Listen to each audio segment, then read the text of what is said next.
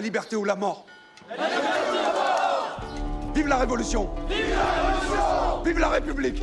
Dès 1789, les Parisiens des faubourgs, qui ne possédaient jusque-là aucun droit, deviennent des acteurs à part entière de la Révolution.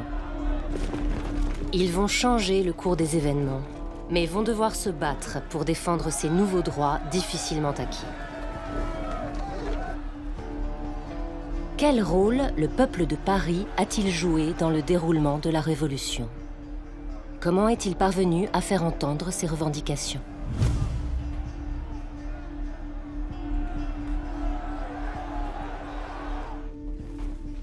Le 14 juillet 1789, les habitants du faubourg Saint-Antoine prennent les armes pour se protéger des troupes du roi qui arrivent à Paris suite à plusieurs émeutes populaires qui ont éclaté dans la capitale.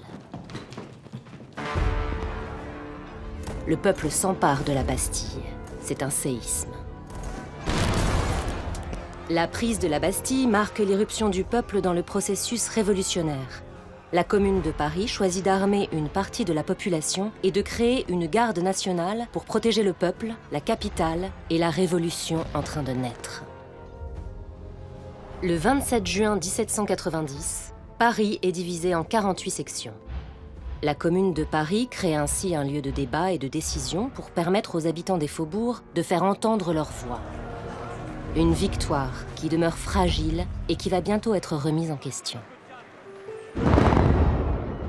Quand, en 1791, des Parisiens viennent sur le Champ de Mars signer une pétition demandant l'abdication du roi, plusieurs sont abattus par la garde nationale. Car pour le général Lafayette qui la dirige, il n'est pas acceptable de remettre en cause le roi. Le peuple se sent alors trahi, la colère gronde dans les faubourgs. Je serai toujours du côté du peuple et pas du côté des fusils qui tirent sur le peuple. Ils veulent nous la voler, notre révolution. Ça se passera pas comme ça. Le 20 juin 1792, le peuple de Paris envahit l'Assemblée nationale, puis le Palais du Roi, aux Tuileries.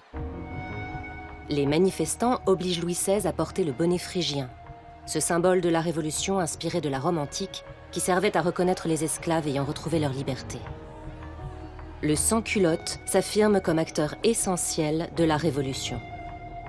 Ce militant des sections, bonnet rouge vissé sur la tête et arme à la main, porte le pantalon à la place de la culotte de la noblesse.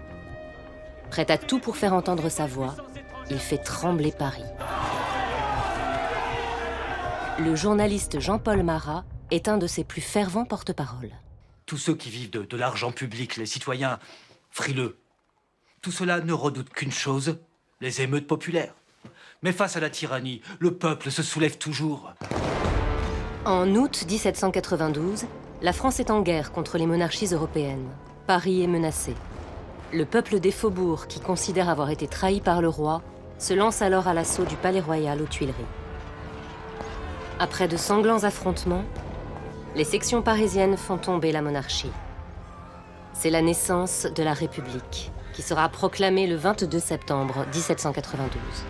Le pouvoir, il appartient plus au roi, mais au peuple, à nous.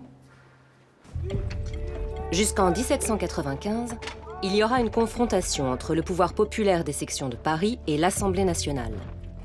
Mais en mai de cette année-là, le peuple de Paris est mis en échec après avoir demandé une dernière fois le suffrage universel. Tous les habitants sont désarmés. Les sections sont dissoutes. Tais-toi! Lâchez-le! Gabriel! C'est pas droit! Arrête, c'est pas droit!